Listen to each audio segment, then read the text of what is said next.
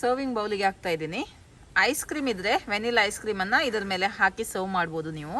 Hi ಎಲ್ಲರಿಗೂ, ಇವತ್ತು ನಾನು ಮಾಡ್ತಾ ಇದ್ದೀನಿ ಸಬ್ಬಕ್ಕಿ ಫ್ರೂಟ್ ಡೆಸರ್ಟ್. ಬೇಸಿಗೆಯಲ್ಲಿ ಈ ತರ ಫ್ರೂಟ್ ಡೆಸರ್ಟ್ ಅನ್ನ ಮಾಡಿ ತಿನ್ಲಿಕ್ಕೆ ತುಂಬಾ ಖುಷಿ ಆಗುತ್ತೆ. ಅದು ಕೂಡ ಚಿಲ್ಡ್ ಆಗಿ ಸರ್ವ್ ಮಾಡಿದ್ರೆ ಎಲ್ಲರಿಗೂ ಇಷ್ಟ ಆಗುತ್ತೆ. ಹಾಗಾದ್ರೆ ಈ ಡೆಸರ್ಟ್ ಅನ್ನ ಯಾವ ರೀತಿ ಮಾಡೋದು ಅಂತ ನೋಡುವ. ಅದಕ್ಕಿಂತ ಮುಂಚೆ ನನ್ನ ರೆಸಿಪೀಸ್ ಎಲ್ಲ ನಿಮ್ಗೆ ಇಷ್ಟ ಆಗ್ತಾ ಇದೆ, ವಿಡಿಯೋಗೊಂದು ಲೈಕ್ ಕೊಡಿ, ವಿಡಿಯೋವನ್ನ ಫ್ರೆಂಡ್ಸ್ ಜೊತೆ ಫ್ಯಾಮಿಲಿ ಜೊತೆ ಎಲ್ಲ ಶೇರ್ ಮಾಡಿ.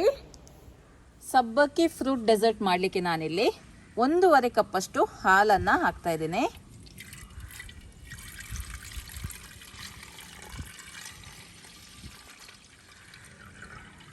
ಈಗ ಇದಕ್ಕೆ 1/3 ಕಪ್ ಅಷ್ಟು ಸಕ್ಕರೆನ ಹಾಕ್ತಾ ಇದ್ದೀನಿ. 1/4 ಕಪ್ಗಿಂತ ಸ್ವಲ್ಪ ಜಾಸ್ತಿ ಸಕ್ಕರೆ, ಹಾಗೆ 1/4 ಕಪ್ ಅಷ್ಟು ಹಾಲಿನ ಪುಡಿಯನ್ನು ಹಾಕ್ತಾ ಇದ್ದೀನಿ. ಇದು ಇದ್ರೆ ಹಾಕಿಕೊಳ್ಳಿ, ಇಲ್ಲಾಂದ್ರೆ ಸ್ಕಿಪ್ ಮಾಡ್ಬೋದು.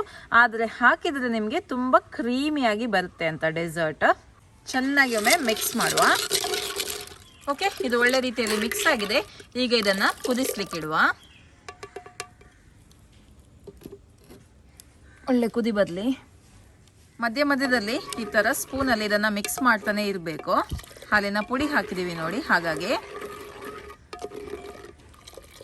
ಒಳ್ಳೆ ಕುದಿ ಬಂದರೆ ಆಯಿತು. ಓಕೆ ನೋಡಿ, ಹಾಲು ಕುದಿ ಬರ್ತಾ ಉಂಟು. ಇಷ್ಟಾದರೆ ಸಾಕು. ಇದನ್ನು ತೆಗೆದು ಬಿಡುವ. ಇದು ಪೂರ್ತಿಯಾಗಿ ತಣ್ಣಗಾಗಬೇಕು. ತಣ್ಣಗಾದ ನಂತರ ಈ ಹಾಲನ್ನು ಫ್ರಿಜ್ಜಲ್ಲಿ 1 ಗಂಟೆಗೆ ಇಟ್ಟರೆ ಆಯಿತು. ಒಳ್ಳೆ ಚಿಲ್ಡ್ ಆಗಬೇಕು ಈ ಹಾಲು.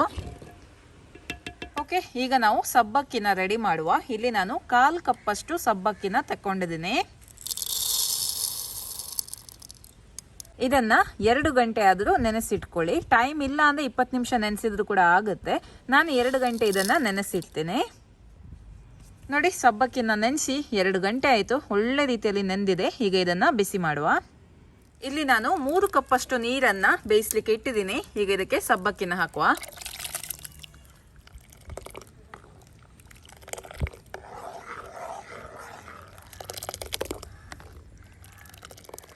ನೋಡಿ, ಸಬ್ಬಕ್ಕಿ ಕೂಡ ರೆಡಿಯಾಗಿದೆ, ಬೆಂದಿದೆ. ಈಗ ಇದನ್ನು ತೆಗೆದು ಬಿಡುವ. ಓಕೆ, ಈಗ ಸಬ್ಬಕ್ಕಿನ ಸ್ಟ್ರೈನ್ ಮಾಡಬೇಕು. ಸ್ಟ್ರೈನರ್ಗೆ ಹಾಕುವ.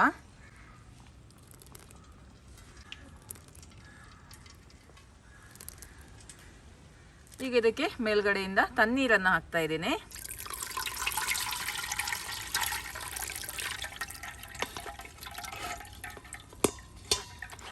ನೋಡಿ, ಸಬ್ಬಕ್ಕಿ ರೆಡಿ ಆಗಿದೆ. ಇದನ್ನು ತೆಗೆದು ಬಿಡುವ. ನೆಕ್ಸ್ಟ್ ಇಲ್ಲಿ ನಾನು 1/2 ಕಪ್ ಅಷ್ಟು ನೀರನ್ನು ತಗೊಂಡಿದ್ದೀನಿ. ಇದಕ್ಕೆ ನಾನು 1 ಟೇಬಲ್ ಸ್ಪೂನ್ ಅಷ್ಟು ಕಾಮಕಸ್ತೂರಿ ಬೀಜವನ್ನು ಹಾಕ್ತಾ ಇದ್ದೀನಿ. ಇದೊಂದು 10 ನಿಮಿಷ ಹೀಗೇನೆ ಇಡುವ. ಈಗ ಫಸ್ಟಿಗೆ ಚಿಲ್ ಮಾಡಿರುವಂಥ ಹಾಲನ್ನು ಹಾಕ್ತಾ ಇದ್ದೀನಿ.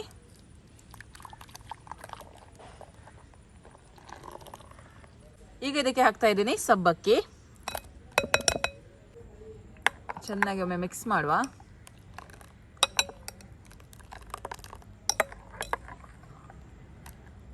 ಹಾಗೆ ಹಾಕ್ತಾ ಇದ್ದೀನಿ ಕಾಮಕಸ್ತೂರಿ ಬೀಜ.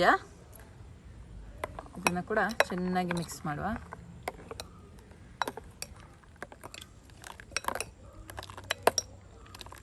ಓಕೆ, ನೆಕ್ಸ್ಟ್ ಇದಕ್ಕೆ ನಾನು ಹಾಕ್ತಾ ಇದ್ದೀನಿ 1 ಟೇಬಲ್ ಚಮಚದಷ್ಟು ರೂ ಅಫ್ಸಾ. ಓಕೆ, ಇದು ಆಪ್ಷನಲ್ ಆಯಿತಾ, ನಿಮಗೆ ಬೇಕಿದ್ರೆ ಮಾತ್ರ ಹಾಕಿಕೊಳ್ಳಿ. ನಾನಿದು ಕಲರ್ ಪಿಂಕ್ ಆಗಿ ಚೆನ್ನಾಗಿ ಕಾಣಿಸುತ್ತೆ ಅಂತ ಅದನ್ನು ಹಾಕ್ತಾ ಇದ್ದೀನಿ ಅಷ್ಟೇ. ಅಥವಾ ನಿಮಗೆ ಬೇಕಿದ್ರೆ ನೀವು ವೆನಿಲಾ ಎಸೆನ್ಸನ್ನು ಹಾಕ್ಬೋದು, ಅಥವಾ ಏಲಕ್ಕಿ ಪುಡಿಯನ್ನು ಕೂಡ ಹಾಕ್ಬೋದು. ನಾನಿಲ್ಲಿ ರೂ ಅಫ್ಸಾನ ಹಾಕಿದ್ದೀನಿ. ರೋಸ್ ಫ್ಲೇವರ್ ಅಥವಾ ಸ್ಟ್ರಾಬೆರಿ ಫ್ಲೇವರ್, ಯಾವ ಎಸೆನ್ಸ್ ಬೇಕೋ ಅದನ್ನು ನೀವು ಇಲ್ಲಿ ಸೇರಿಸ್ಕೊಳ್ಬೋದು. ಈಗ ನಾನು ಹಾಕ್ತಾ ಇದ್ದೀನಿ ಡ್ರೈ ಫ್ರೂಟ್ಸ್. ನಿಮ್ಗೆ ಇಷ್ಟವಾದ ಡ್ರೈ ಫ್ರೂಟ್ಸನ್ನು ಹಾಕ್ಬೋದು. ನಾನಿಲ್ಲಿ ಬಾದಾಮ್ ಹಾಗೂ ಗೋಡಂಬಿನ ತಗೊಂಡಿದ್ದೀನಿ. 1 ಟೇಬಲ್ ಸ್ಪೂನ್ ಅಷ್ಟು ಆ್ಯಪಲ್ ಅನ್ನು ಕೂಡ ಕಟ್ ಮಾಡಿ ಹಾಕ್ತಾ ಇದ್ದೀನಿ. ನೆಕ್ಸ್ಟ್ ನಾನು ಬಾಳೆಹಣ್ಣನ್ನು ಹಾಕ್ತಾ ಇದ್ದೀನಿ. 1 ಚಿಕ್ಕ ಬಾಳೆಹಣ್ಣನ್ನು ಕಟ್ ಮಾಡಿ ಹಾಕ್ತಾ ಇದ್ದೀನಿ. ಸ್ವಲ್ಪ ದಾಳಿಂಬೆನ ಹಾಕ್ತಾ ಇದ್ದೀನಿ. ಹಾಗೆ ಗ್ರೀನ್ ಮತ್ತು ಬ್ಲ್ಯಾಕ್ ಗ್ರೇಪ್ಸ್ ಅನ್ನು ಕೂಡ ಹಾಕ್ತಾ ಇದ್ದೀನಿ.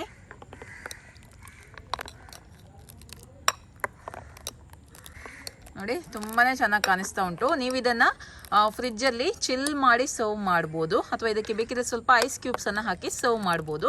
ಐಸ್ ಕ್ರೀಮ್ ಇದ್ದರೆ ಐಸ್ ಕ್ರೀಮನ್ನು ಹಾಕಿ ಕೂಡ ಸರ್ವ್ ಮಾಡ್ಬೋದು. ತುಂಬ ಒಳ್ಳೆಯದಾಗ್ತದೆ. ಸರ್ವಿಂಗ್ ಬೌಲಿಗೆ ಹಾಕ್ತಾ ಇದ್ದೀನಿ. ಐಸ್ ಕ್ರೀಮ್ ಇದ್ರೆ ವೆನಿಲಾ ಐಸ್ ಕ್ರೀಮನ್ನು ಇದರ ಮೇಲೆ ಹಾಕಿ ಸರ್ವ್ ಮಾಡ್ಬೋದು ನೀವು. ಸ್ವಲ್ಪ ರೂ ಅಫ್ಸನ್ನು ಹಾಕ್ತಾ ಇದ್ದೀನಿ ಗಾರ್ನಿಷಿಂಗ್ ಮಾಡಲಿಕ್ಕಷ್ಟೇ. ಓಕೆ, ಇನ್ನು ಇದನ್ನು ಟೇಸ್ಟ್ ಮಾಡುವ. ಸಬ್ಬಕ್ಕಿ ಫ್ರೂಟ್ ಡೆಸರ್ಟ್ ಅನ್ನ ಟೇಸ್ಟ್ ಮಾಡ್ಲಿಕ್ಕೆ ಈರೇಶ್ ಅವರು ಬಂದಿದ್ದಾರೆ. ಅವರು ಟೇಸ್ಟ್ ಮಾಡಿ ಹೇಳ್ತಾರೆ ಯಾವ ರೀತಿ ಬಂದಿದೆ ಅಂತ.